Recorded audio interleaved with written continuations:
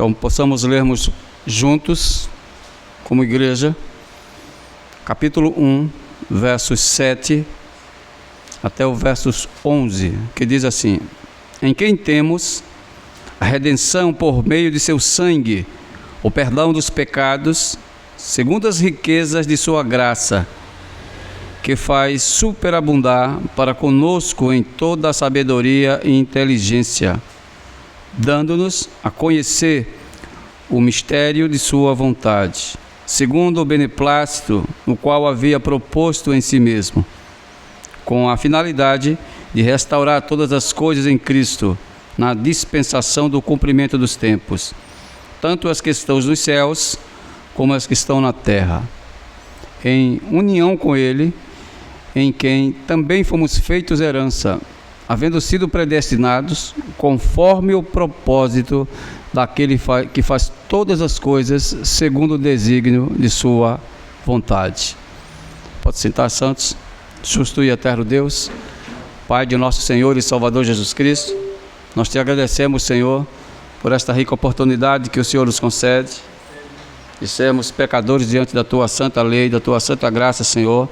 Abençoa, Senhor, não somente os que estão aqui, mas também, Pai, aqueles que não vão chegar aqui nesta noite, ou aqueles que estão a caminho, traz eles também segurança, Pai. Dá-nos a iluminação, Senhor, da tua palavra, para que possamos juntos compreender ela perfeitamente, Pai. Abençoa os ouvidos e a boca de quem vai falar também, Senhor, como instrumento da tua santa e rica vontade. Que tudo isso que nós fazemos aqui é para o louvor e honra do teu santo nome, e para a tua glória, ó Senhor. Então nós te agradecemos por toda essa exposição com a tua amada igreja. Amém, Senhor. Eu não sei se os irmãos já tenham lido antes esse livro, essa epístola de São Paulo. Se vocês fazem leituras coordenadas para entender o que é que Paulo está dizendo, todo o capítulo 1 está falando de doutrina para a igreja. A pregação é uma doutrina, agora ela é expositiva, porque a gente traz o esboço de verso por verso, ou de bloco por bloco, trazendo aqui os originais do grego, que é a mentalidade daquilo que a igreja ela defende, santos. Então hoje aqui, dos versos 7 ao 11, introduz uma mensagem no coração do mistério da redenção, porque era uma coisa que estava oculta e que foi revelada. Então tudo aquilo que foi revelado não é mais oculto. Então não existe mais uma revelação de Deus, porque ela foi descortinada para a igreja. Aqui onde a obra eterna de Deus, ela se manifesta no tempo, por meio de Cristo, diz o apóstolo Paulo, revelando não apenas o meio da salvação, mas o seu fundamento último na vontade soberana do próprio Deus. É aquilo que o texto inicia-se, dos versos 1 ao verso 5, e agora ele está dando desdobramento, como Deus está fazendo isso. Aqui o apóstolo conduz o leitor da realidade objetiva da redenção, consumada na cruz, até a dimensão cósmica do Senhor Jesus Cristo, mostrando que a salvação não é um evento isolado, amados, da experiência humana, mas faz parte de um propósito eterno que abrange todas as coisas, tanto nos céus quanto na terra. Então o que é que Deus está fazendo com o apóstolo Paulo? Deus está mostrando a Paulo tudo aquilo que estava na sua mente. Deus está mostrando a Paulo, essa é a minha vontade com relação à igreja, e eu mostro como eu salvo pecadores. O texto inicia com a afirmação de que nele temos a redenção pelo seu sangue, estabelecendo de uma forma inequívoca que a salvação é uma obra substitutiva, sacrificial e eficaz da parte de Deus. Então observamos que Deus trabalha com sacrifícios ainda. Ele trabalhou aqui de uma forma substitutiva, ele substituiu um por outro, e também um sistema chamado penal. Ele tem que pagar a pena para que Deus possa salvar pecadores. Então Paulo mostra como Deus salva pecadores. Hoje, na cosmovisão da maior parte da comunidade cristã, as pessoas acham, as pessoas pensam e as pessoas creem que Deus salva de todas as formas. Não existe formas, irmãos. Existe a forma adequada que Deus salva pecadores. Então não existe essas colocações que é feita na igreja, que Deus pode salvar o indivíduo por qualquer meios, por qualquer canais. Isso não tem apoio dentro das Escrituras, porque a forma de eu trabalhar ainda é a mesma do Antigo Testamento. O sangue de Cristo aqui, irmãos, não apenas ele possibilita, a redenção, mas garante um modo definitivo, assegurado, a remissão de todos os nossos pecados, segundo as riquezas da graça de Deus. Se vocês entendem como Deus trabalha, como Deus é e como Ele faz, não pode gerar dúvidas do que é salvação. Existe hoje uma grande dificuldade da massa evangélica de expressar aquilo que crê. Eu não estou falando de crer o que a denominação defende, estou falando de crer aquilo que a Escritura defende, que essa é a verdadeira crença. De expressar pontos como o que é salvação. Você vê, em pleno século XXI, meu irmão, se você perguntar a algumas pessoas o que é salvação, você vê que tem pessoas que demoram a responder o que é salvação. Salvação de quê? E por quê? E para onde? As pessoas não têm a mínima percepção, a mínima ideia do que nós somos salvos. Então, observe se isso é verdade. Como as pessoas estão evangelizando as outras? Em que sentido é a evangelização? Se eu não conheço o que é salvação, se eu não conheço de que eu estou sendo salvo, e as ferramentas que Deus usa para salvar o pecador, e o sistema que Ele abrange para salvar pecadores, aí você observa, essa é a igreja contemporânea.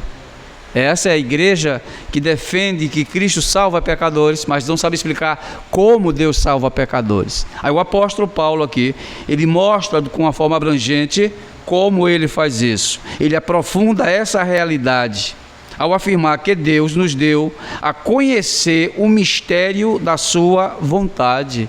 Uma coisa que estava oculta desde a criação do mundo. Foi passando os séculos, e ninguém sabia o que Deus tinha em mente. Quando chega no primeiro século, Deus revela ao apóstolo Paulo: essa é a minha vontade com relação a eles que estão na terra. Uma coisa que eles não sabiam, mas agora vão saber por a sua boca. E Paulo começa a dizer que o mistério que estava na mente de Deus é este daqui. Ele começa a mostrar como Deus vai salvar esses pecadores. Então aqui Paulo introduz que este conhecimento desse mistério foi segundo o seu beneplácito. Esse mistério, ontem oculto, agora revelado em Cristo como centro da história redentiva. Cristo é a pérola principal do trabalho de Deus. Não existe outro elemento, outro ser que Deus ame mais se não for Ele. Ele é o ponto central de todo o cosmos. Ele é a ferramenta principal de Deus para que Deus faça todas as coisas. Deus ama Ele 100%, irmãos. E a história do mundo só é o que é por causa dele. E diz que no qual todas as coisas são recapituladas. A unidade de todas as coisas em Cristo demonstra que a redenção não é apenas individual, mas também cósmica, apontando para uma restauração da ordem criada sobre o governo perfeito do Filho. O mundo hoje se encontra em caos moral. Chamamos isso dentro da teologia reformada de depravação total, onde até a natureza, a fauna e a flora, ela geme pedindo o dia da libertação. Então todo o cosmos, por causa do pecado, está em decadência. Cristo promete restaurar todas as coisas como era no princípio, irmãos. Todas as coisas serão reajustadas, porque elas estão fora do nível. A igreja é que sai de um patamar e entra em outra. Então a igreja, sendo uma das partes do reino de Deus, ela é a única que está sendo ajustada. O restante da humanidade encontra-se, todos eles, do mesmo nível ainda, em pecados e desajustados. Então Paulo quer mostrar que Deus tem um plano para salvar pecadores, e como é que esse plano ele entra em ação. Ao tratar das bênçãos ou da herança dos santos, o apóstolo liga inseparavelmente a palavra eleição, predestinação e consumação. Aqueles que foram predestinados segundo o propósito daquele que faz todas as coisas, conforme o conselho da sua vontade, também são selados com o Espírito Santo. Essa palavra, irmãos, selo, propriedade, batismo com o Espírito, todas elas estão ligadas com a mesma raiz. Nós falamos aqui em doutrinas que o batismo com o Espírito Santo, ele é a parte que une a igreja a Cristo. Sem batismo com o Espírito, ninguém consegue entrar na realidade de Deus. Pessoas que não foram batizadas com o Espírito Santo, elas não vão entrar no reino de Deus. Somente os que foram selados com o Espírito Santo, esses penetram no reino de Deus. E por falta de uma compreensão adequada do que significa batismo, que as pessoas pensam que batismo com o Espírito Santo é revestimento de poder, como em Atos capítulo 1, versos 8 fala: e recebereis sobre vós poder ao cair sobre vocês o Espírito Santo. Ali não se trata de poder que o Espírito Santo estava dando à igreja. Ali está confirmando, santos, que a igreja ela está unida ao Espírito Santo e o Espírito Santo está unido à igreja. Ali não é o batismo com o Espírito Santo, ali é as evidências que o Espírito Santo vai estar agindo dentro dessa igreja. As pessoas pegam aquele verso e dizem que aquilo ali é o símbolo do batismo com o Espírito Santo, que é revestimento de poder. O batismo com o Espírito Santo, ele tem a mesma tonalidade de que batismo nas águas. Para que serve o batismo nas águas? O batismo serve para introduzir um membro dentro da aliança física de Deus, que chamamos de igreja visível. E o que é a igreja visível? É a comunidade dos santos quando eles estão reunidos. Então, para estar dentro dessa comunidade, é preciso que haja um batismo para identificar que aquele membro está arrependido de seus pecados, que ele aceita a sã doutrina e que ele quer fazer parte da comunidade cristã. Da mesma perspectiva, o batismo com o Espírito Santo ela introduz o indivíduo dentro do corpo de Cristo. Então, hoje as pessoas acham que a igreja está dividida em duas partes. Uma parte que é essa igreja batizada e outra que não existe isso. Todos os crentes, como diz o apóstolo Paulo, eles são batizados com o Espírito Santo, queridos. Então a salvação, ela é apresentada como um ato trinitário, planejado pelo Pai, realizado pelo Filho e aplicado pelo Espírito Santo à sua santa e querida igreja. E por fim, irmãos, essa parte introdutória, o texto culmina na exaltação de Cristo como cabeça sobre todas as coisas, especialmente da sua igreja, que é o seu corpo. Aqui a eclesiologia se ancora na cristologia. A igreja existe porque Cristo reina, e ela participa da plenitude daquele que enche tudo em todos. Aí quando nós entendemos essas coisas, quando eu compreendo que Cristo preenche tudo, que sem Ele a gente não pode fazer nada, e Ele é o cabeça da igreja, aí nós descansamos que o projeto que Deus fez, Ele fez bem feito, foi para salvar a sua igreja. A salvação não é para o mundo completo, mas é para pessoas que estão no mundo, que a Bíblia chama de eleitos segundo a minha vontade. E todos esses eleitos, eles serão salvos. Tem eleitos que ainda são desconhecidos de Deus. Desconhecido quer dizer que ainda não houve o processo de novo nascimento e de conversão. E tem eleitos que ainda não nasceram ainda, que vão nascer, santos. Então a igreja, ela precisa ser completa por esses que estão faltando. Quando as pessoas falam da volta de Cristo, eles não têm a percepção de que esses elementos têm que estarem completos até o dia da igreja estar firme. O primeiro ponto que eu separei aqui para vocês chama-se redenção consumada, que está aqui dos versos 7 ao 10, que diz: o texto inicia com uma declaração antológica que diz: nele temos redenção. Veja como é que Paulo coloca: nele temos a redenção. O verbo está no presente indicativo, portanto é uma realidade já possuída. Não é uma coisa que eu vou possuir, porque o verbo possuir é ter. Então aqui ele está dizendo que está no presente indicativo, quer dizer que é uma coisa que já aconteceu aqui, o presente já aconteceu. Então ele aponta para dizer que essa realidade já é possuída. não meramente esperada. Então a palavra redenção no grego carrega o sentido de libertação mediante ao pagamento. Quando a cristandade não entende que a coisa foi paga, ele acha que a igreja está em débito. Eu vejo muitos esses verbetes no meio da igreja, quando diz assim, a dívida foi paga, o preço foi pago, mas as pessoas quando dizem o preço foi pago, eles talvez não entendam o que significa a expressão redenção e pagamento. Nós estávamos, veja como o verbo aparece, nós estávamos, o verbo está, agora aparece não no futuro e não no presente, ele aparece no passado. Estávamos o quê? Em dívida com Deus, não estamos mais. A dívida não foi paga? Se a dívida foi paga, significa que a redenção foi consumada. Jesus, quando disse está consumado, ele não disse que ela precisaria estar em algum ponto no futuro concluída, porque as pessoas imaginam que eu não sou salvo hoje, porque ainda falta ser preenchido algo. Quando nós vamos fazer evangelismo, nós observamos que as pessoas levam salvação para si própria.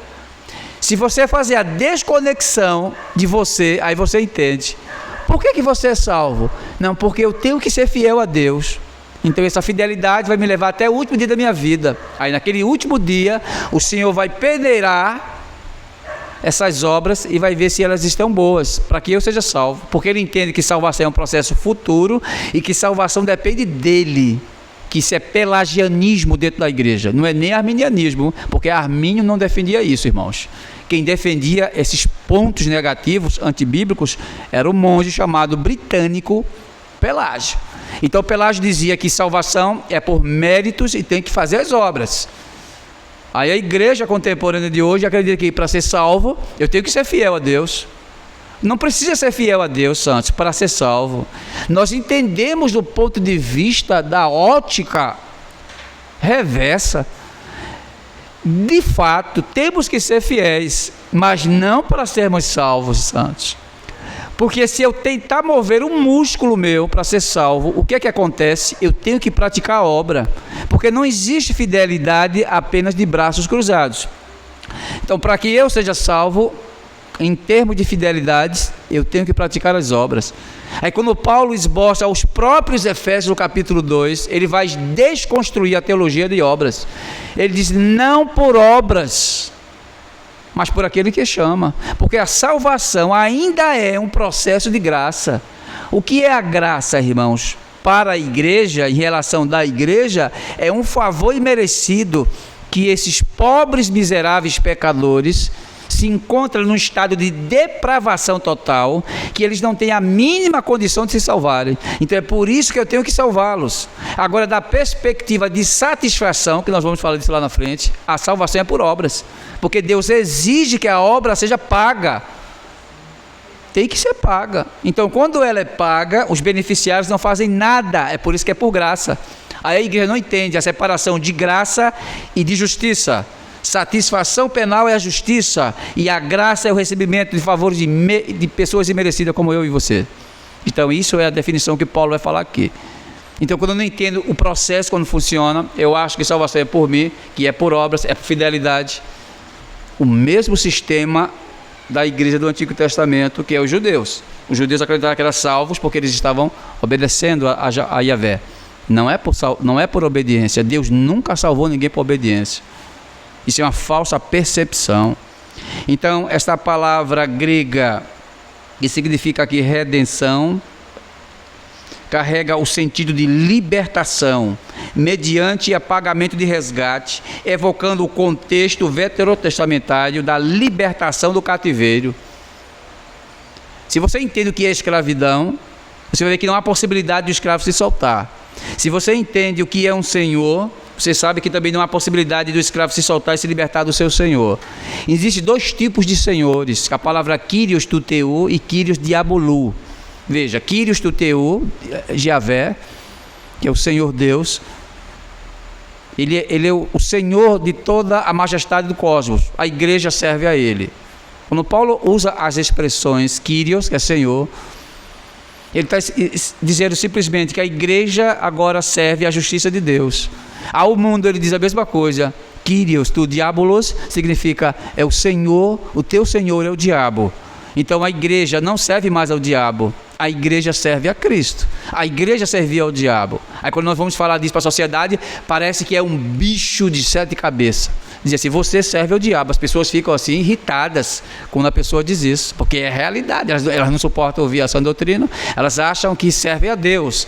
Só existem 2 caminhos, céu e inferno. Só existem 2 senhores, Deus e o diabo. Se eu não estiver com Deus, eu não sou neutro para estar servindo em cima do muro, eu estou com o diabo. E se eu estiver com o diabo, eu não estou com Deus. É o que a Bíblia fala, santos. Essa é a perspectiva bíblica do que ela fala. Então essa libertação significa que você foi liberto de alguém. Nesse caso, a igreja liberta do diabo. Mas o mundo continua ainda escravo. Então essa palavra redenção significa que é um ato de libertação. Na Lei Áurea, o que acontecia com a Lei Áurea aqui no Brasil? O Brasil é um dos maiores exemplos de escravidão, como nunca houve na história da humanidade. O Brasil exportava homens e mulheres e crianças para ser escravos. Claro, os africanos serviram como escravos. Eles não tinham direito de nada. O direito de um escravo é não ter direito, irmãos. Essa era a perspectiva de escravidão. Final de semana, o escravo não poderia pedir para passear, curtir o feriado. Não tem isso. Isso é escravidão. Então, da mesma forma, o diabo aprisiona os seus. Não permite que eles vão adorar a Deus, porque eles estão mortos em pecados e servem a Ele. Então, a libertação, primeiramente, é do pecado. E depois o homem é liberto da condenação de Deus, que Deus vai lançar as pessoas no inferno. Esse Deus amoroso aí que as pessoas pregam, vai lançar as pessoas do inferno. É por isso que a palavra condenação, redenção, é da ira de Deus. Deus está irado e vai punir a raça humana. Então o homem está sendo liberto também da ira de Deus. A redenção é da ira de Deus. O pagamento é a Deus. Pagamento de libertação, que o homem estava preso nos seus pecados e ele não poderia servir a Deus. Então o meio dessa redenção é explicitamente definido pelo sangue, irmãos. Não há espaço aqui para teorias morais ou meramente exemplares da cruz. O sangue indica sacrifício substitutivo, expiatório e penal, porque vai haver uma substituição, vai haver expiação e vai haver o código penal. Deus trabalha com o código forense, ele não muda a tática dele, quem muda são os homens. Deus sendo imutável, ele não muda com relação àquilo que ele cria. Cristo não apenas abre o caminho, ele paga efetivamente o preço, santos, da libertação. O plano eterno de Deus, que conhecemos como decreto dele. Tudo que você quer saber sobre Deus está lá no decreto dele. Eu quero conhecer o que ele pensa, está dentro do decreto. Eu quero saber o plano de salvação, está dentro do decreto. Eu quero saber sobre o caráter, seus atributos, está lá dentro do decreto dele. Ele manifesta-se através dos seus decretos. Ele envolve vários aspectos da salvação da igreja, como, por exemplo, 2 aspectos, um interno e outro externo. Aí eu tenho que conhecer a parte interna de Deus, que é para conhecer a parte externa de Deus. A predestinação, a eleição, a reprovação e concursos dele, esses são aspectos conhecidos como internos, porque é dele. Não foi revelado para a raça humana dessa forma. Então esses aspectos internos pertencem ao próprio Deus. Agora os externos podemos conhecer como um corpo humano, sangue, sacrifício substitutivo e o penal. Essas partes externas estão também relativamente ligadas às outras. Aí quando eu não conhecer as partes internas e a externa, aí você não entende como Deus salva pecadores. Deus precisa de um corpo, Deus precisa de sangue e Deus precisa de um sacrifício para fazer, para que o Código Penal aceite. O Código Penal pede corpo, sangue. O corpo é uma vida humana, ele pede sangue dessa vida humana. Então veja que ele está pedindo várias coisas para ser consumado. Aí quando eu entendo que salvação é por meio de obras, é a justiça de Deus, que Deus exige que a sua justiça seja paga. Então quem vai pagar essa justiça? É Cristo. Aí quando Cristo paga, os beneficiários são salvos pela sua misericórdia, não pela justiça. Porque a justiça do homem não pode cobrar isso de Deus, mas a justiça de Cristo pode pagar a Deus. Essa é a realidade que a raça humana ainda precisa entender. Isso quer expressar aqui que Deus, ele não muda, irmãos, do seu plano. Ele diz que não cabe agora explicitá-los de uma forma completa aqui no capítulo que nós estamos lendo. Deus sendo o ser perfeito que é, ou seja, todas as qualidades exigidas para isso, é dos seus atributos. E um dos seus atributos que faz parte dele ser o que ele é a imutabilidade. Ele não muda. Deus não sofre pressão externa para mudar a coisa. Quando nós estamos apertados, nós mudamos, irmãos, dependendo da situação. Nós somos mutáveis. O ser humano é um ser mutável, ele muda, mas Deus, ele não muda. Desde o Antigo Testamento, Deus trabalha com o Código Penal, o Código Forense. Ele precisa de uma oferta, que é uma vida, ele precisa tirar o sangue dessa vida e ele precisa cumprir a sua justiça com esses dois elementos, o corpo e o sangue e o sacrifício, para que a justiça seja paga. Deus ama sangues. Alguns chamam de sanguinário. Ele é muito sanguinário porque ele ama o sangue. O sangue, irmãos, é onde está a vida do ser. Sangue transmite vida. Não é por isso que ele quer sangue? Porque o sangue transmite vida para os mortos. Se a igreja estava morta, ela precisava de sangue. Aí o sangue de Cristo dá vida às pessoas. Aí Deus sabe que sangue é um elemento fundamental para manter a união com a raça humana. O homem só vive hoje por causa do sangue. Se tirar o sangue dele, ele morre. Porque sangue, em Levítico diz que sangue é vida do ser humano. Então essa vida vai ser dada ao homem de fato. Agora o sangue é o sangue real, o sangue de Cristo, que vai purificar o pecado e vai libertar o homem desse pecado e vai dar vida eterna a ele. Mas é o sangue. Deus precisa desse sangue. Aí Deus, quando olha para a terra, o que é que ele vê? Não vê sangue perfeito, ele vê sangue imperfeito. Sangue misturado com o pecado não serve, não. Tem que ser um sangue puro. Observa que no Antigo Testamento, os sacerdotes, eles faziam uma fila gigantesca até chegar ao sumo sacerdote. A oferta passiva pelo pecado, o ofertante chegava diante do sacerdote e levava o cordeirinho, a rolinha, o pombo, o cabrito, seja lá o animal que for para ser abatido.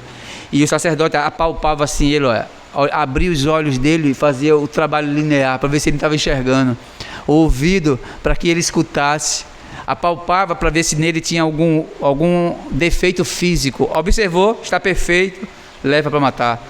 E animais imperfeitos, eles não eram imolados. Isso simbolizava o quê? Que o futuro do animal que ia ser imolado por nós teria que ser perfeito, meu irmão.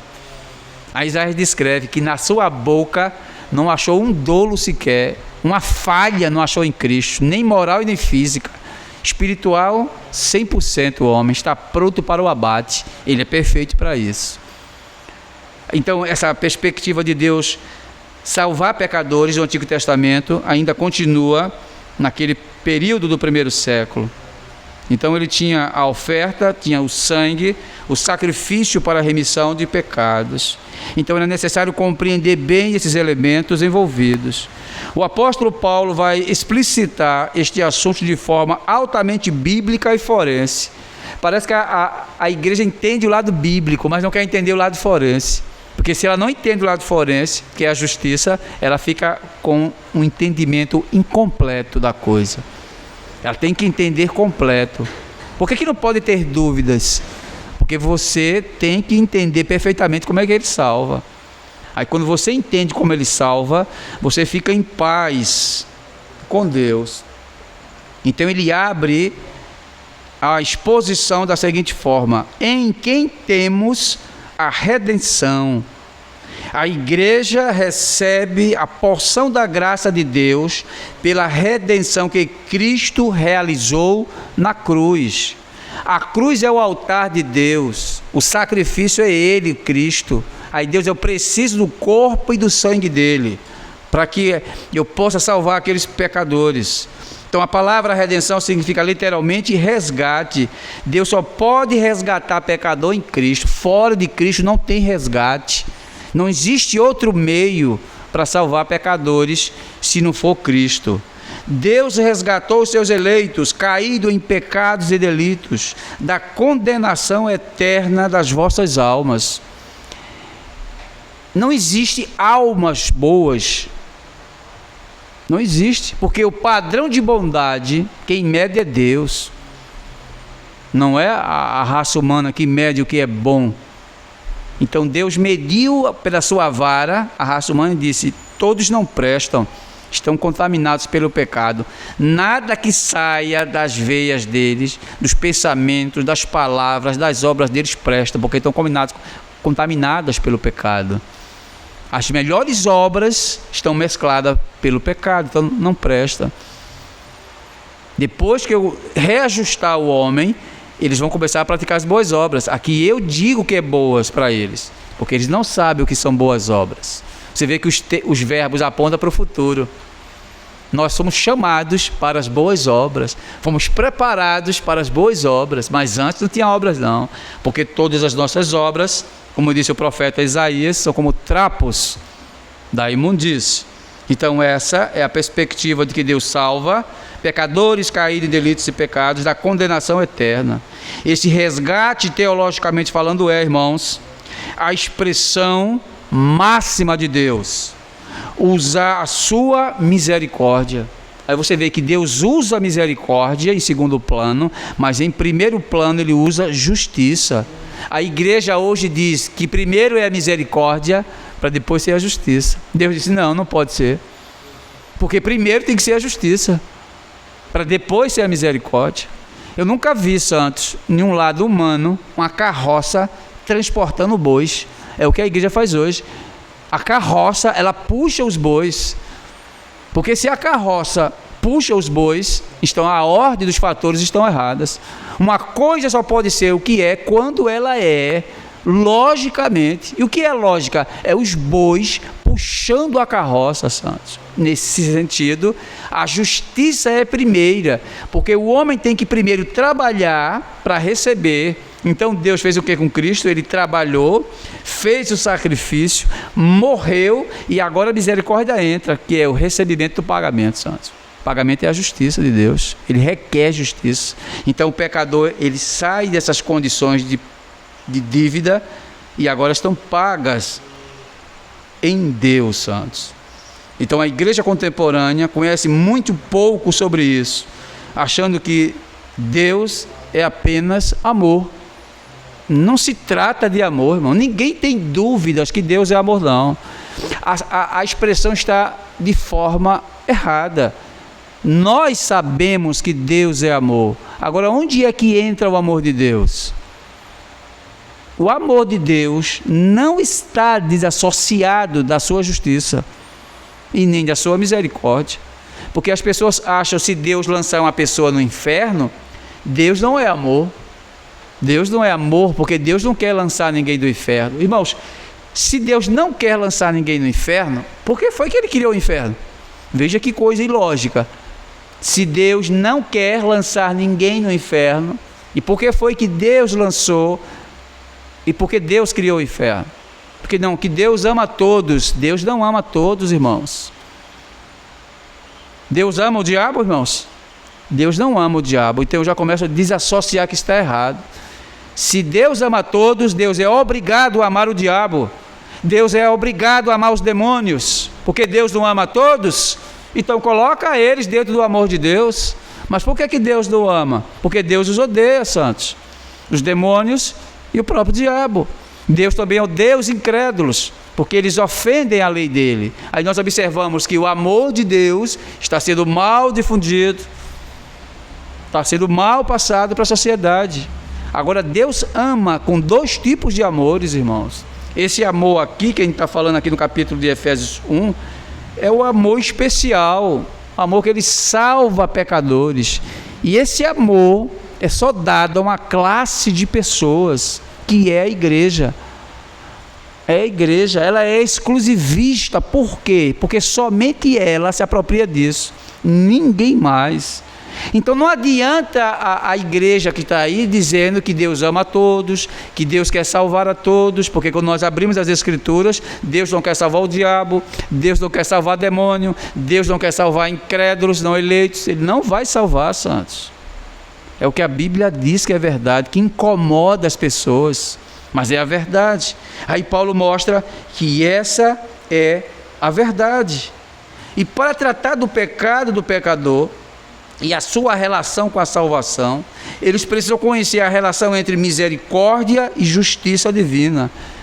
Porque a falta de compreensão de justiça e misericórdia faz com que o pecador trabalhe fazendo hora extras de graça. Ele está fazendo hora extra de graça, que Deus não vai pagar essa hora extra dele não.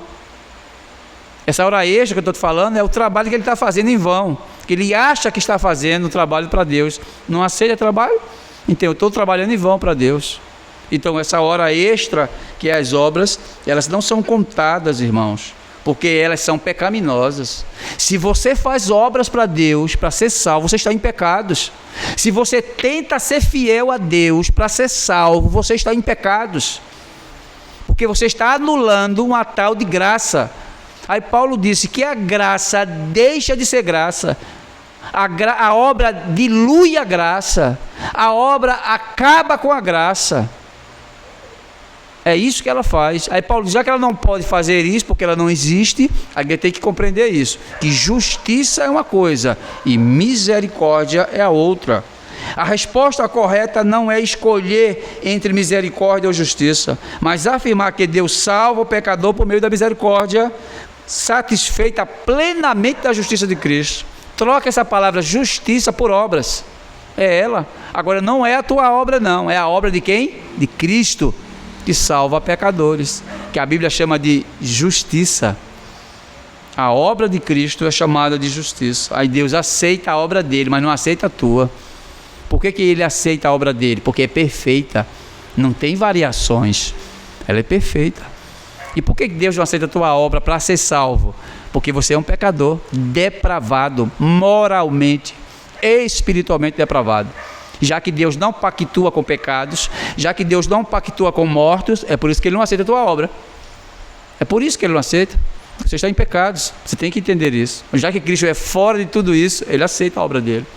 Altamente por isso, santos. Então a justiça de Cristo, ela é bem feita. Ou seja, irmãos, Deus salva o pecador por sua plena misericórdia, mas exige que a obra de Cristo seja realizada, que conhecemos ela por justiça. Por quê? Porque se o salário do pecado ainda é a morte, e por causa deste pecado, ele precisa realizar a justiça de Cristo. Ele não precisa pagar, irmãos. Ele não precisa limpar esse pecado. E como é que ele limpa? Não é através das obras, não é através da sua justiça que ele fez isso. Quando ele estava para morrer, ele disse isso: se eu não for, vocês não vão ser salvos não. Se não houver ele pendurado na cruz, se a igreja entender que a cruz é uma maldição com relação do modo geral, está errado. A cruz é maldição em que sentido, irmãos?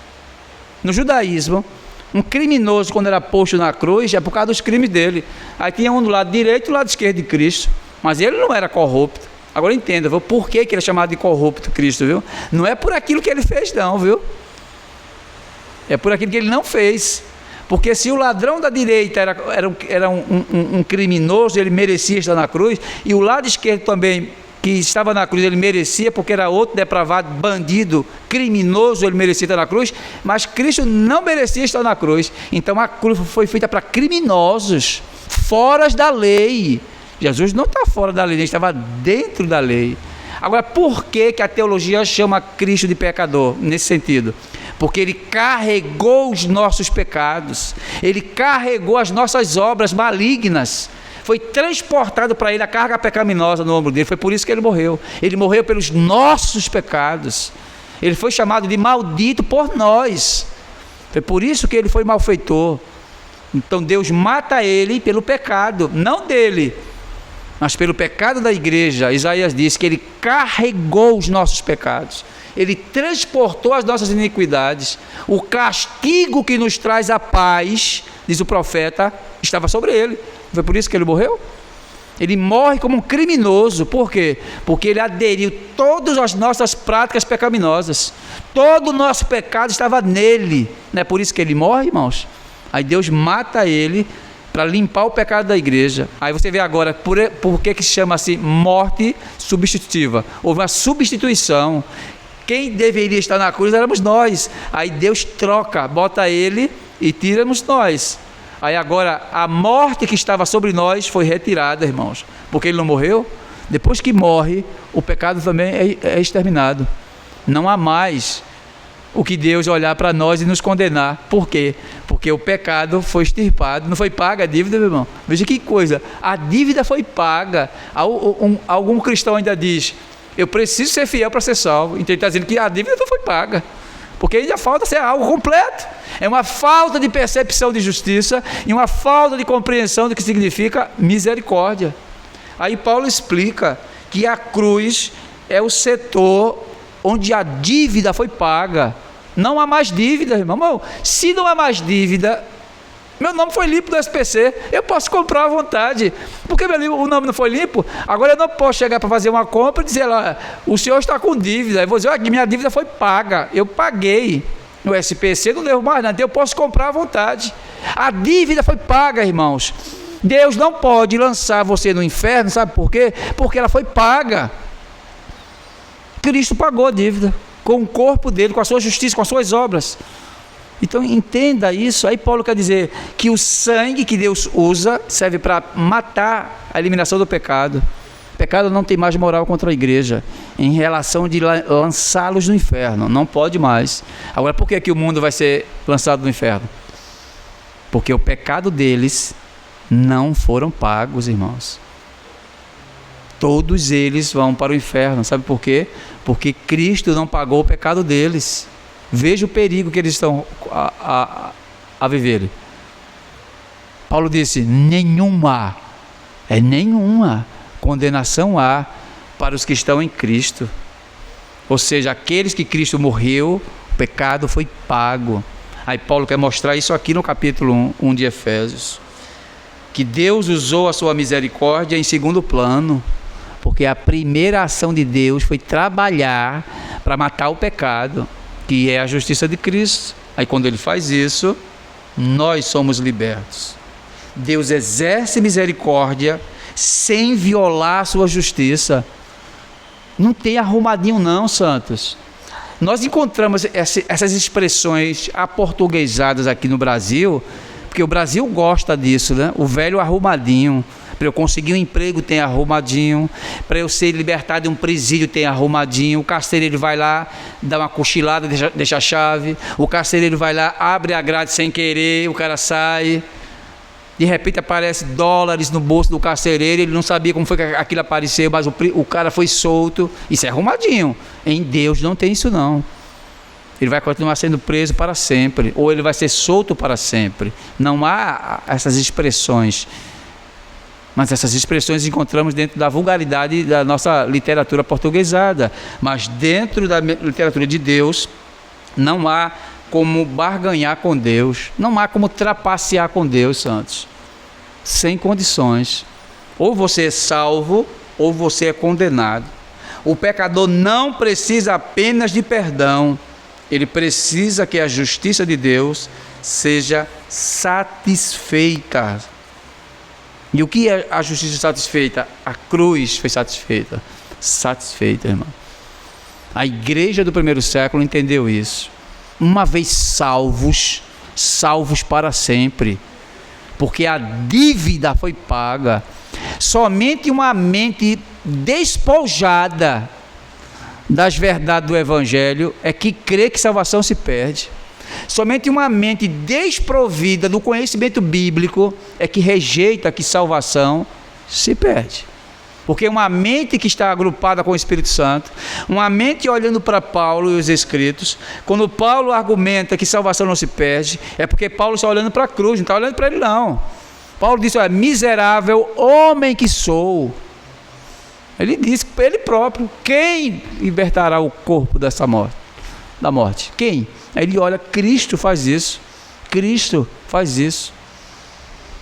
Se um dia fosse possível fazer com que a cena acontecesse, que a gente vê em filme de ficção, um indivíduo morre, pega aquela escada rolante e vai para o céu, sempre é para o céu, ninguém desce para o inferno não. Aí chega lá, que depois dá o destino, né? Aí está lá 2 anjos lindos na porta do céu, aquelas grades gigantescas, e os caras lá olhando para o pecador e perguntam: o que queres? Ele quer: eu quero entrar no céu. E o anjo pergunta assim para ele: por que eu devo deixar você entrar? E o cara ficou calado assim, ó, o filme mostrando. Ficou calado um bom tempo. Ele disse: realmente eu estou aqui tentando lembrar o que é que eu fiz de bom. E ele dizia assim para o anjo: eu não fiz nada de bom para merecer entrar nos céus. Agora eu posso dar uma resposta ao Senhor. O sangue de Cristo me autoriza a entrar aí, irmão. Aí o filme mostra que as portas se abrem e os anjos deixam o pecador entrar. Ou seja, ele só entrou, não foi por ele não, ele entrou por causa do sangue que lavou ele, santos. Aí ele disse: só resta uma única esperança para mim. A anjo pergunta: qual é? Ele fez: o sangue do Nazareno. Ele me libertou dos meus pecados. Então é Ele que faz com que eu entre na eternidade. Então Deus pega a sua justiça, pega o sangue do ofertante e lança esse sangue dos pecadores. Se esse sangue não bater nos pecadores, eu tenho remissão de pecados. Ele não consegue entrar, santos. Essa é a realidade. Essa é a parte que a justiça é satisfeita. A solução divina que Deus fez para isso, qual foi? Justiça satisfeita, plano perfeito. A teologia ensina especificamente que a cruz é o ponto central onde justiça e misericórdia se encontram. Cristo assume o lugar do pecador e sofre a sua penalidade. Quando isso acontece, irmãos, Deus agora mantém a sua justiça, punindo o pecado do eleito em quem? Em Cristo. O pecador merece a morte, mas Deus realiza o ritual da expiação. Troca do pecador por Cristo é perfeita em si. Aí agora sim o pecador tem salvação, porque a troca foi realizada. Deus mata o filho no lugar do pecador. Então Deus perdoa os pecadores por causa de Cristo. Quando Deus olha para o pecador, Ele não está olhando para o pecador em si. Quando Deus olha para a igreja, Ele não olha para a igreja em si como ela é, mas Deus está olhando para Cristo. Quando Ele olha para a igreja, Ele olha Cristo, irmãos. Por isso que Ele ama essa igreja, por causa de Cristo, não é por causa da igreja. Porque todos nós somos imundos em relação ao Criador. Aí Deus ama a igreja, é por causa dEle. Então Deus retira a culpa do pecador por causa da instrumentalidade da morte de Cristo. A culpa do pecado original é cancelada pelo fator chamado sangue. O pecado original significa o resultado do primeiro pecado, ou a consequência do primeiro pecado. E qual foi a consequência? Morte. Então Deus agora está matando homens e mulheres e crianças por causa de Adão. Deus agora está matando crianças e homens e mulheres por causa da transgressão de Adão e Eva. Aí quando chega na cruz, Deus cancela este fator, porque o sangue de Cristo purifica o homem de todo o pecado. Então o pecador agora é absolvido de sua transgressão contra as leis de Deus. As leis de Deus é contra o pecador. As leis de Deus matam o pecador. Aí Paulo chama ela de quê? Lei da morte. Veja como é que Paulo usa a expressão da lei de Deus. Ela é a lei da morte, porque se o homem não estiver enquadrado nela, vai morrer. Porque o salário do pecado contra essa lei é morte na certa. É morte. Quando o homem peca, ele está transgredindo a lei. O primeiro ato do casal federal, chamado Adão e Eva, quando eles pecaram, eles transgrediram a lei de Deus. E o primeiro efeito que Deus fez nele foi expulsá-los do Éden. Vou matá-los dois, vou tirar a vida biológica dos dois, porque eu não posso voltar atrás. Não é que Deus diz assim: olha, eu queria voltar atrás, mas eu não consigo voltar atrás, porque eu já determinei na lei da natureza, que está ligada à lei bíblica, que quando o homem peca, ele está transgredindo contra essa lei, e essa lei vai punir ele. Veja, se você pecar, tu vai voltar ao pó. Porque do pó tu fostes formado, e ao pó tu vai retornar, porque você quebrou esse princípio meu. Quebrou, vai ser pago. E como é que um pecador, ele paga a dívida com Deus, santos? Existem 2 tipos de dívidas. Um homem natural que não serve a Deus, ele está vivendo na terra, está em transgressão contra a lei de Deus. Quando ele morre, a dívida natural foi paga dele. A outra não, a outra vai ficar. Porque quando o homem morre, ele não está mais ofendendo a lei de Deus. Não foi pago, irmãos? Como foi pago? Deus não tirou a vida dele. Quando Deus tira a vida do pecador, é porque a dívida foi paga. Mas isso não quer dizer com o ímpio e o incrédulo que quando ele morre ele vai ser salvo. Porque a dívida é paga nesse sentido. Ele não está mais ofendendo a lei de Deus. Mas para a eternidade vai servir. Por quê? Porque para entrar na eternidade, ele não pode entrar de todas as formas. Só entra através de Cristo. Já que ele não está com Cristo, é a segunda morte que ele vai ter. E chamamos isso de segunda morte. O crente nasce quantas vezes? 2 vezes o crente nasce. Para morrer quantas vezes? 1 vez. Só morre 1 vez, santos. Só morre 1 vez. O ímpio não. O ímpio nasce 1 vez, o incrédulo. Para morrer 2 vezes. Vai morrer 2 vezes. A igreja não vai morrer 2 vezes, santos. Ela só morre 1. Mas o ímpio vai morrer 2 vezes. E isso é por causa do pecado. Porém, o profeta disse a seguinte expressão, irmãos. Salmos, Isaías 53, e verso 5. Porém, ele foi ferido por nossas transgressões. Ele foi esmagado por nossas iniquidades. O castigo que nos traz a paz estava sobre ele, e pelos seus açoites que o feriram, nós somos curados.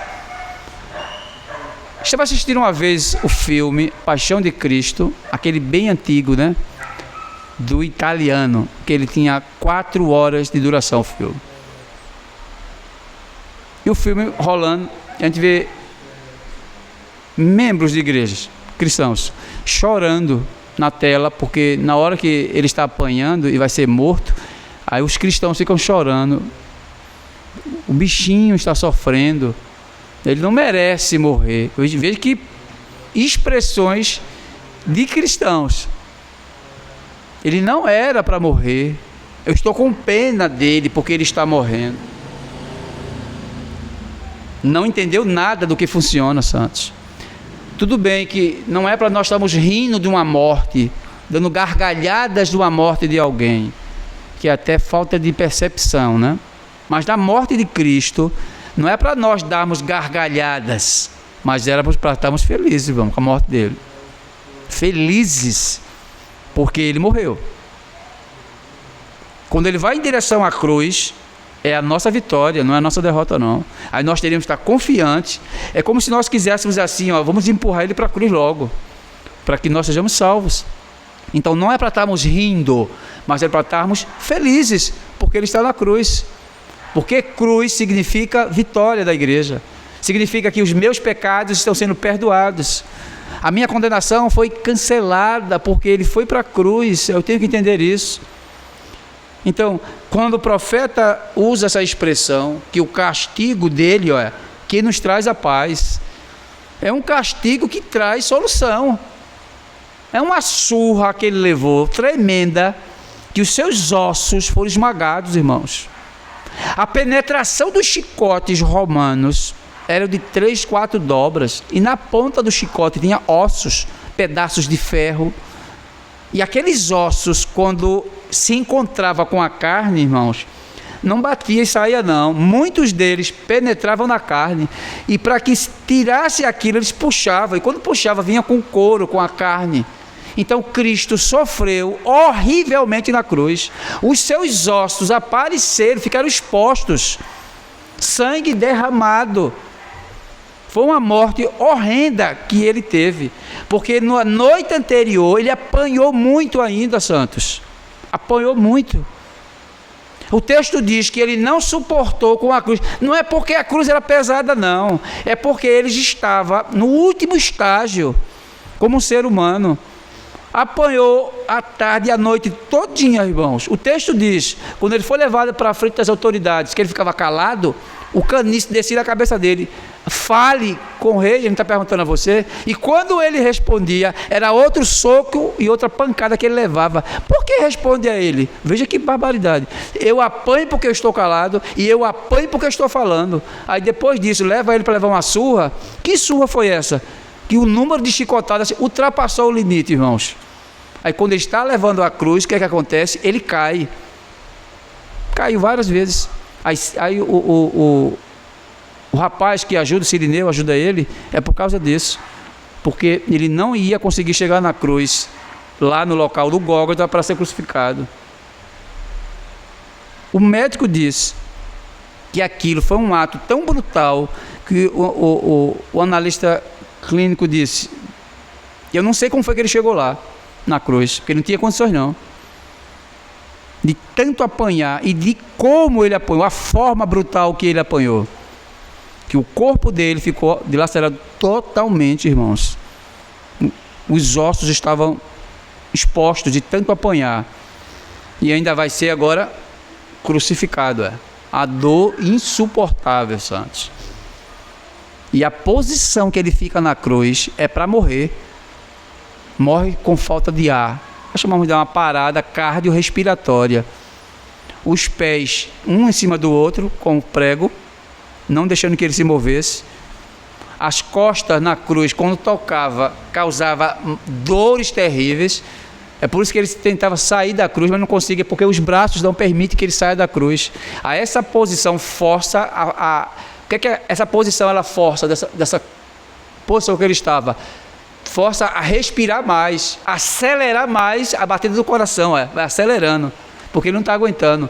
A posição dele é tão difícil de respirar que ele não aguentava de estar naquela posição. Quando ele tentava relaxar, não conseguia, porque os braços não permitiam. Então, a parada cardiorrespiratória foi a morte clínica dele. Veja que barbaridade. E diz que essa morte, Deus se agradou, Deus ficou feliz por vê-lo nessa posição. O meu sacrifício está sendo feito. Eu vou matá-lo por amor a vocês. Então vocês têm que dar esse estágio de adorar a Deus, porque nós não entendemos hoje, né, Santos? Infelizmente nós não entendemos. A igreja não entendeu o que foi que ele fez na cruz. Porque se a igreja entendesse o que ele fez na cruz, irmãos, a igreja não fazia isso que ela faz com ele na terra hoje. Rejeita o que ele pede, o que ele manda, o que ele deseja. Aí Paulo mostra aqui, desse livro de Efésios capítulo 1, a epístola, que esse plano, irmãos, de matá-lo foi perfeito. Aí quando o profeta Isaías esboça isso, é para você ter uma mentalidade do que foi aquilo. Aquele diretor de cinema, o Mel Gibson, ele disse que ele é um cristão da ala católica romana. Ele disse que analisou Isaías 53 por muito tempo. Ele levou isso para dentro da igreja católica. Ele era devoto de uma freira. E eles começaram a analisar esse texto de Isaías 53 e disse: eu acho que isso que é mostrado hoje não é dessa forma. Eu preciso externar isso para a humanidade, para que eles vejam, se não foi isso, mas chegou muito próximo disso. E eu vou fazer com que essa morte dele, do meu filme, seja a coisa mais real possível. Todos os atores do filme foram impactados pelas cenas brutais que o filme mostrou. Quando o filme começou a ser rodado, quando estreou no cinema, tinha pessoas que vomitavam dentro do cinema. Tinha pessoas que desmaiavam dentro do cinema quando viu a cena pela primeira instância, da brutalidade do que o filme produziu. Então eu vejo assim, irmão, se aqui não foi daquela forma, mas foi muito próximo daquela realidade, o que fizeram com ele. E quando o profeta descreve isso aqui, que ele foi ferido por nossas transgressões, ele foi moído. O que é moído, bom? Pega uma carne e joga no moedor e vê como é que ela entra e depois como é que ela sai. Sai uma desgraça, todas as partes separadas, porque ele foi moído de fato.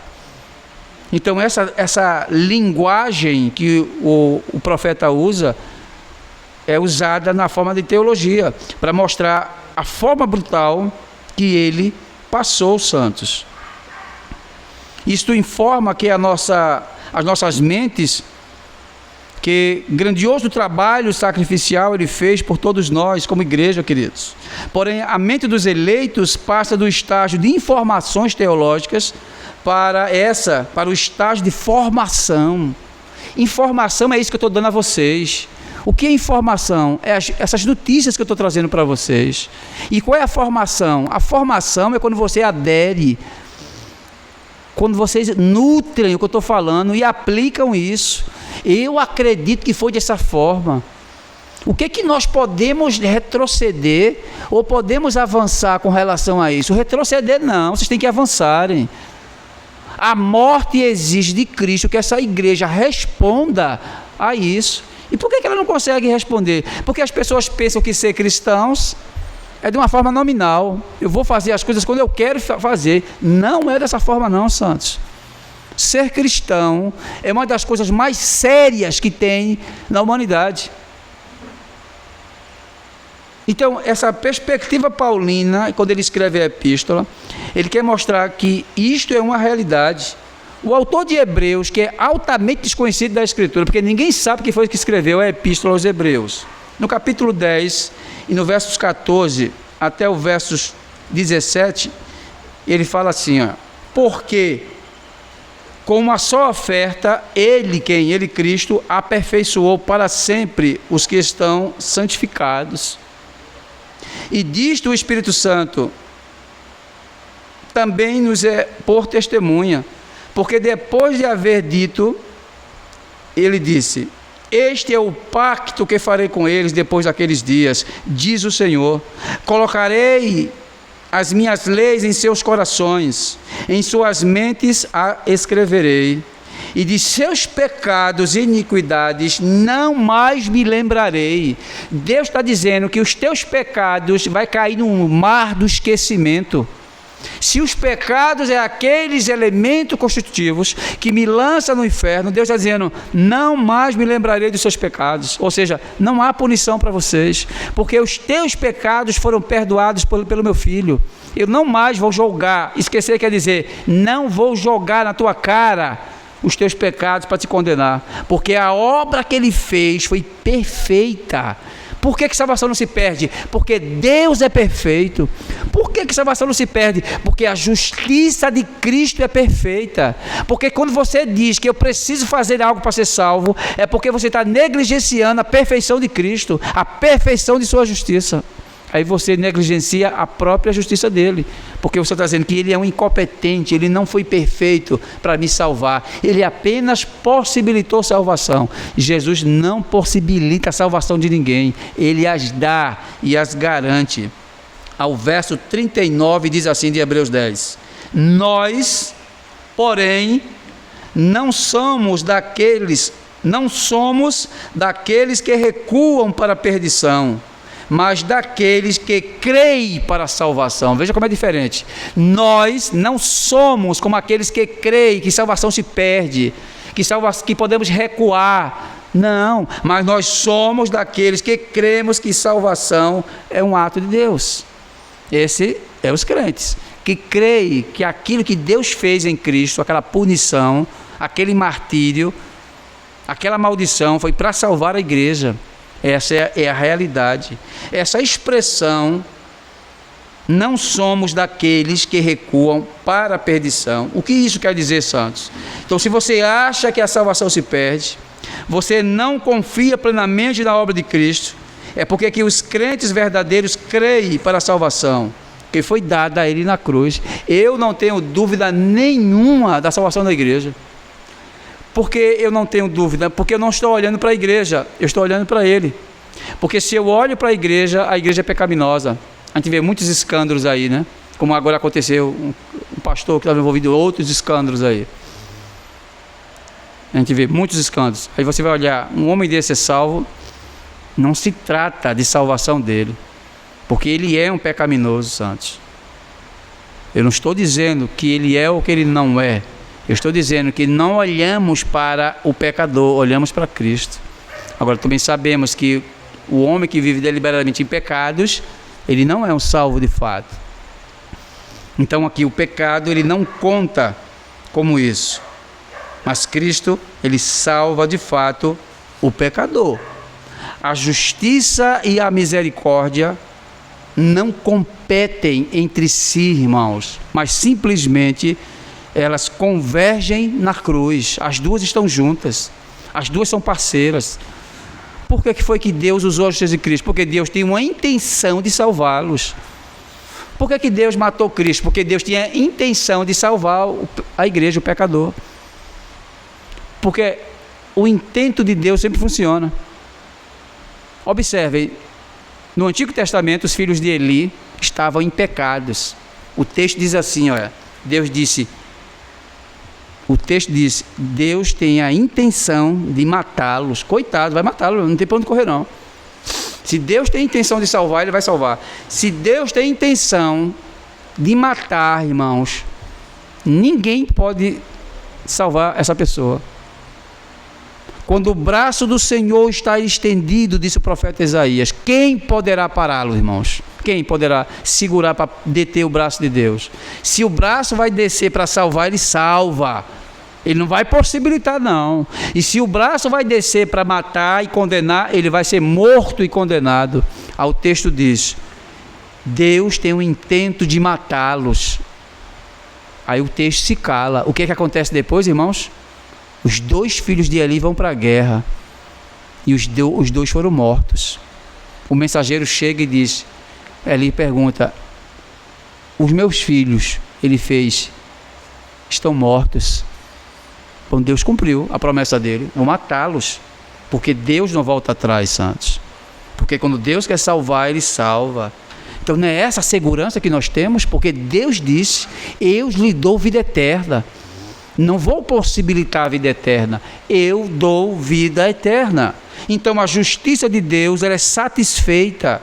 O pecado é punido em Cristo. A misericórdia de Deus é derramada e o pecador é poupado da punição de Deus. Não é por causa do sacrifício, é somente pelo sacrifício. Então Deus não está amando o pecador por apenas amar o pecador. Deus também ama o pecador por causa da justiça de Cristo. Os dois estão unidos. Como os reformadores costumam dizer, Deus não salva a causa da justiça, mas através da justiça. A causa não é a justiça, mas Ele salva através dela. É através da justiça que Deus salva pecadores. Então por isso que salvação é por obras. Em que sentido é por obras? Porque Deus quer que a justiça seja paga. Aí quando a justiça é paga, a misericórdia vai entrar, santos, porque ela já foi paga, então ela entra como um favor imerecido. Então é por causa disto que falo que salvação, no aspecto geral, é feito por obras da justiça de Cristo, mas é doada ao pecador pela misericórdia de Deus, que repousa na justiça de Cristo. Então quando nós formos falarmos de salvação para o pecador, temos que ser sinceros com ele, porque é uma covardia muito grande da igreja quando ela oferece um produto ao pecador que ela própria não tem esse produto, irmãos. Ela não tem esse produto. Em dois sentidos ela não tem um produto. Primeiro, a salvação não é produto da igreja para ela dar a quem ela quer. Olha, Deus te ama. Veja que mentira, irmãos. Deus te ama. Deus quer te salvar. Olha o que ele está dizendo. Se Deus quer salvar, e um dos atributos de Deus é justiça, fidelidade, então Deus vai salvar. Mas Deus não está dizendo que vai salvar todos. Mas por que a igreja diz, Deus te ama e Deus tem um plano com você, Deus quer salvar você? Ela está mentindo. Primeiro, ela não tem a propriedade do elemento que é a salvação, ela não tem, por isso que ela é covarde. Ela dá aquilo que ela não tem, irmãos. Ela está dando uma coisa que não pertence a ela. Joel diz, a salvação é do Senhor, não é da igreja, é o produto da igreja. Essa é a primeira mentira, santos. E o segundo, a mentira que ele não conta como um pecador deliberado em pecados, ele consegue salvação, porque ele tem que ser honesto com ele. Você não é salvo hoje, mas quem sabe, né? No futuro. Deus salva dessa forma aqui, olha. É dessa forma que Ele salva pecadores, através da justiça de Cristo, o sangue de Cristo. escolhe pecadores para salvar. Pode dizer assim mesmo, escancare o verbo. Ele escolhe pecadores para salvar. Está escrito isso. Vou imitar, feito aquela senhora disse, né? De Gênesis a Apocalipse. Agora eu vou provar, viu? Efésios 1 e 3, como é que ele diz? Que foi dado antes da fundação do mundo aos eleitos. Os eleitos foram escolhidos antes da fundação do mundo, para que fôssemos santos e irrepreensíveis perante Ele em amor. Então, a eleição é que escolhe a alma que vai ser abençoada. Então, não é você que vai poder escolher a Deus, porque o que é entregue ao pecador hoje, a autoridade dele poder escolher. Porque confundimos livre-arbítrio com essa capacidade total para que o homem possa escolher a Deus. Ele não pode escolher porque ele está desprovido, irmãos. De quê? Da vontade, que ele não tem. A vontade não é aquilo que faz com que ele escolha a Deus. A vontade dele está morta, ele não tem vontade para Deus. Ele pode escolher, ele de fato escolhe, irmãos. Quando o pecador diz assim, olha, você quer Cristo? Ele vai dizer assim, não, eu não quero Cristo não. Ele não está escolhendo? Deus não deu a condição para ele escolher? Ele está escolhendo. Deus não está proibindo ele de escolher, não.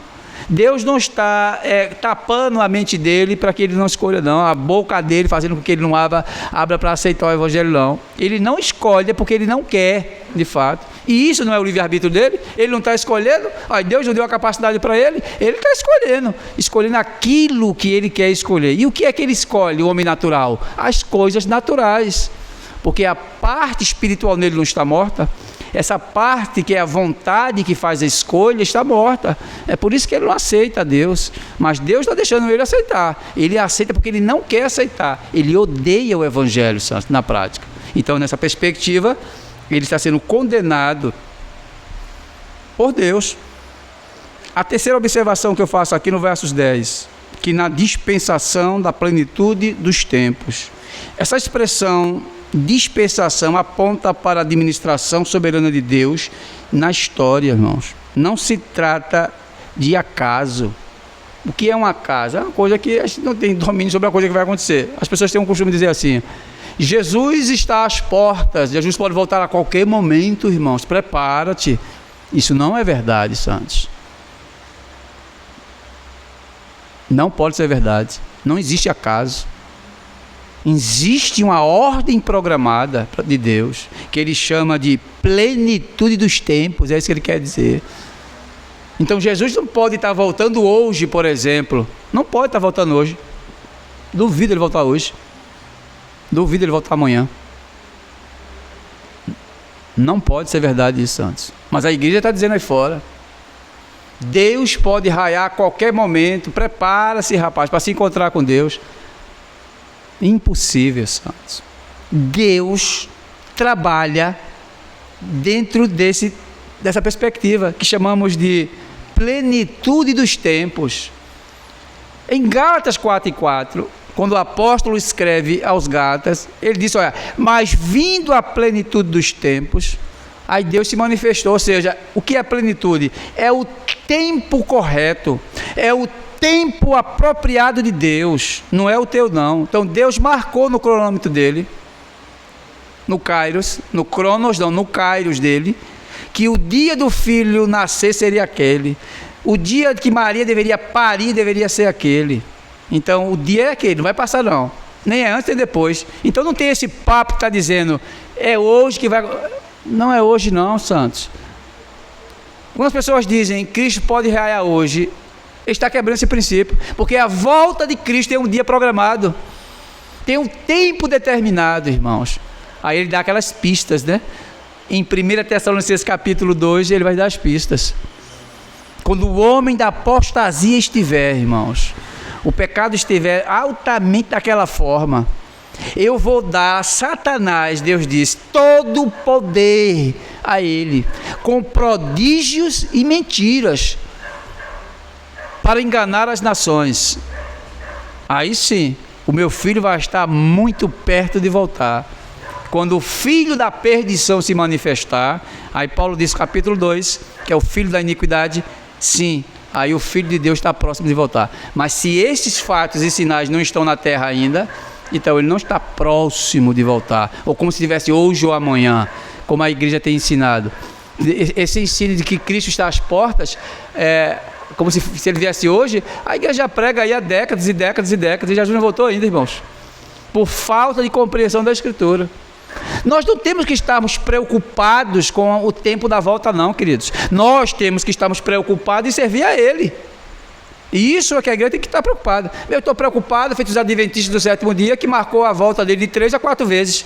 As pessoas vendiam, imagina, irmão, a igreja disse assim, olha, Cristo vai voltar amanhã, um exemplo. Aí eles venderam tudo, venderam as propriedades e ficaram aguardando Cristo. Aí Cristo não veio, olha que decepção. Aí fizeram isso pela segunda vez, não veio Cristo.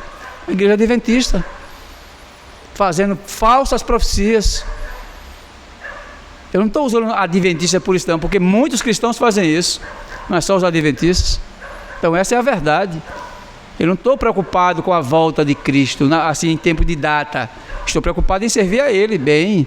É isso que nós temos que estar preocupados. Aí Paulo mostra que essa expressão aqui não se trata de acaso, nem de evolução autônoma dos eventos, mas de um governo providencial e ordenado. Quando o cristão ele profere assim, né, então ele está altamente em desacordo com aquilo que Deus ele indica, que a palavra plenitude indica o momento exato determinado por Deus em todos os eventos que convergem ao cumprimento do seu plano. Aí Paulo quer dizer que também isso está dentro do cronograma de Deus. Esse aspecto da volta de Cristo está dentro do cronograma de Deus. A Deus tem 2 cronogramas, o Kairos e o Cronos.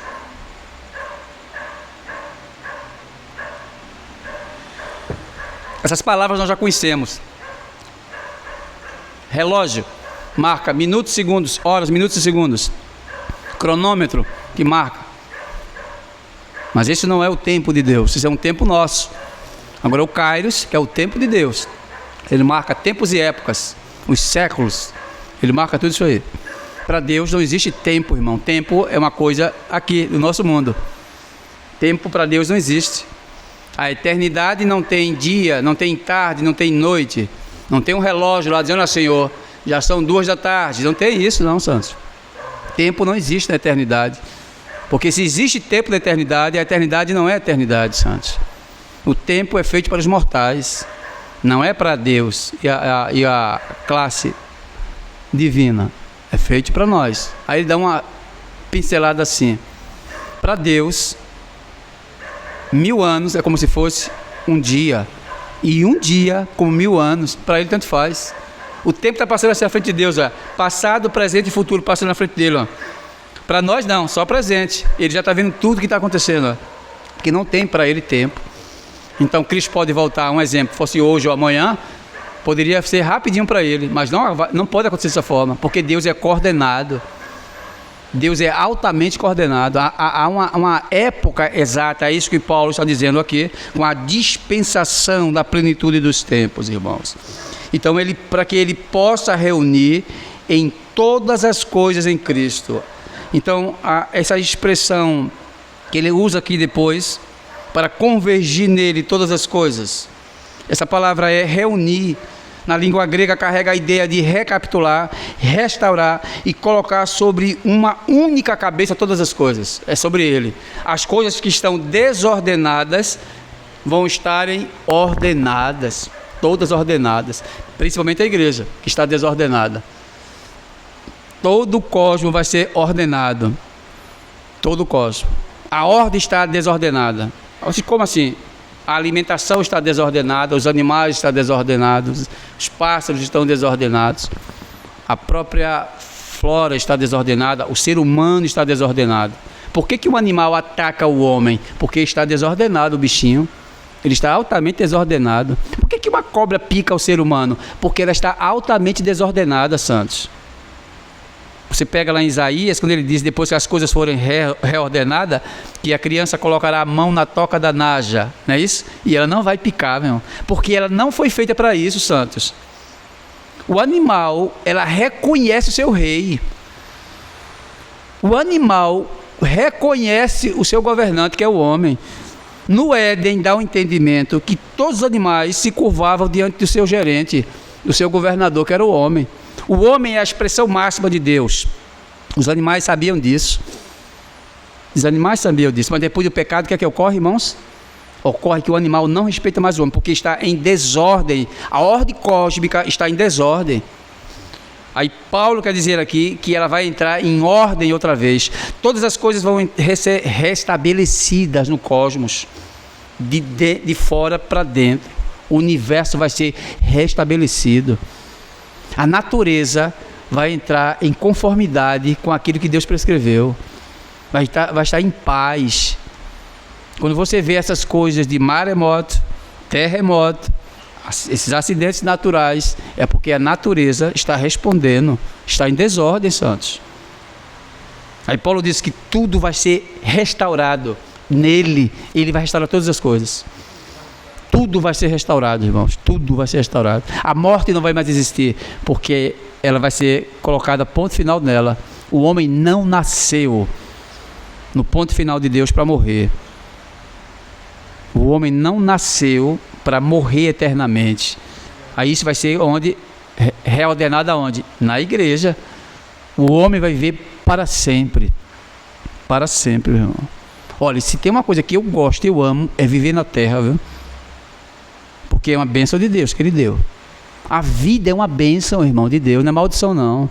Ela está em maldição por causa do pecado. Mas veja, uma pessoa que tem muito dinheiro na terra, ele vive bem. Vai para os melhores restaurantes comer a melhor comida, viaja para os melhores locais geográficos, os melhores hotéis. Veja, coisa boa. Isso é coisa boa. Agora, imaginem quando a coisa for restaurada e é perfeita em Cristo. Todos vão ser do mesmo jeito. Maravilha. A terra entrará em ordem cósmica para o homem, porque ela foi feita para o homem. A terra foi feita para o homem.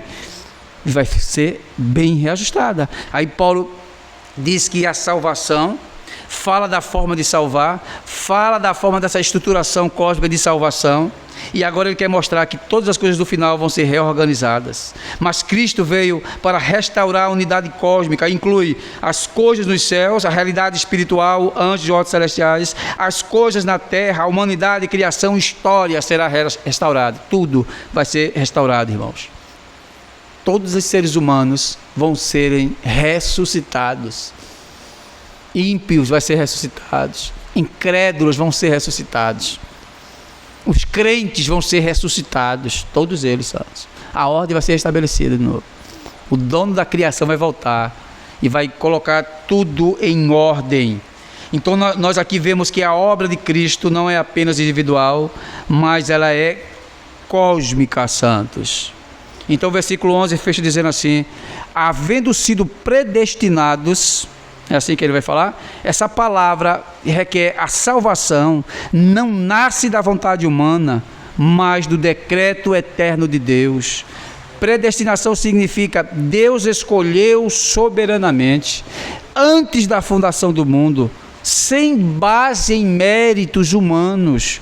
Não é por isso que a justiça, que é a obra do homem, não pode entrar? Porque ela quebra esse princípio de Deus.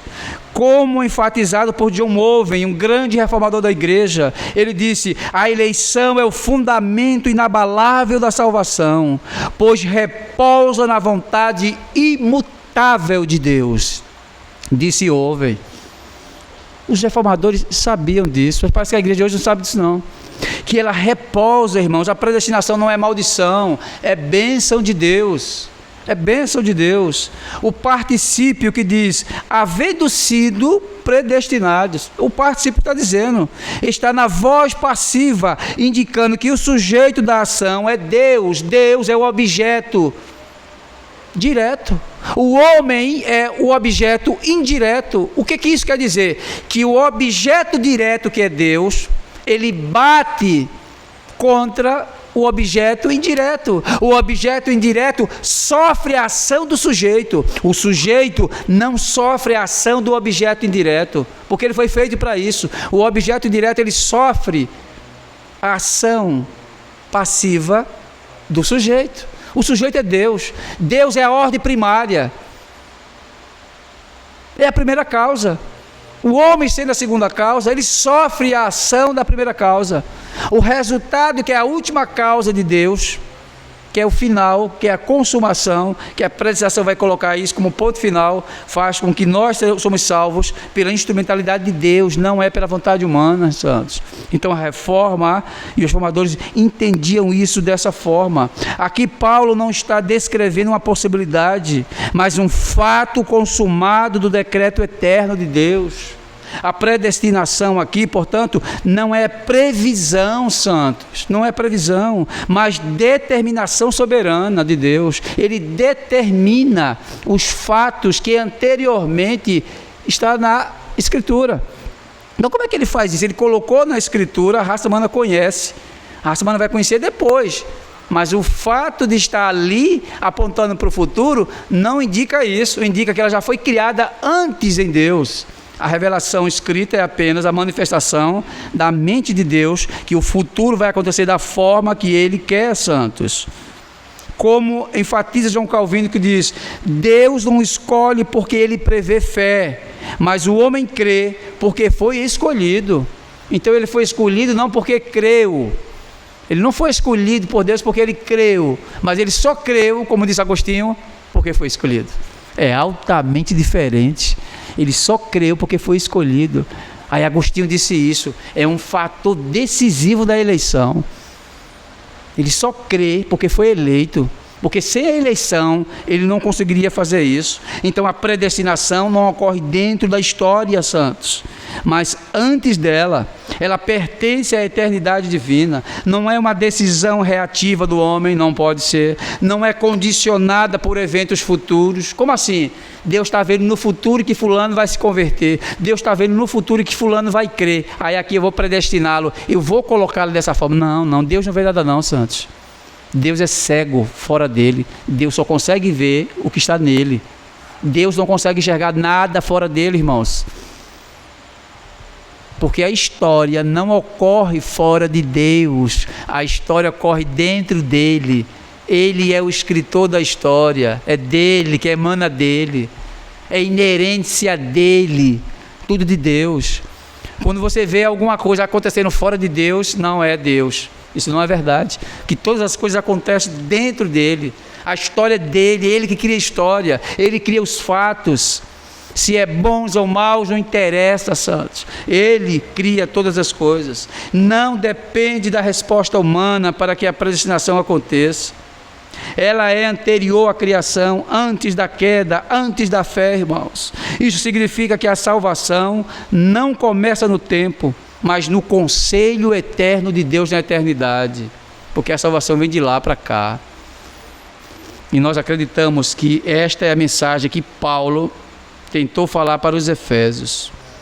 A conclusão que ele fala: havendo sido os predestinados, não apenas uma afirmação doutrinária, é a revelação que a salvação está enraizada na eternidade de Deus, garantida por sua vontade soberana, executada infalivelmente na história e aplicada eficazmente aos eleitos. É a mensagem que ele deixa para a igreja, a conclusão que ele deixa: vocês têm que crer que isso é uma verdade. E se vocês não creem, demonstra aquilo que vocês estão perdidos. Vocês são perdidos se vocês não creem em Deus. Então Deus quer que vocês creiam nestas verdades. Ela repousa em Deus, santos. Então a Epístola aos Efésios, ela manifesta que isso estava na mente de Deus e fez com que a igreja conhecesse essas verdades. E quando nós conhecemos essas verdades, o que deve acontecer conosco, santos? Nós devemos repousar em Deus, tranquilizar-se em Deus que nós somos salvos e que as nossas vidas devem andar de acordo com o Evangelho, porque esse é o salvo, foi chamado para isso.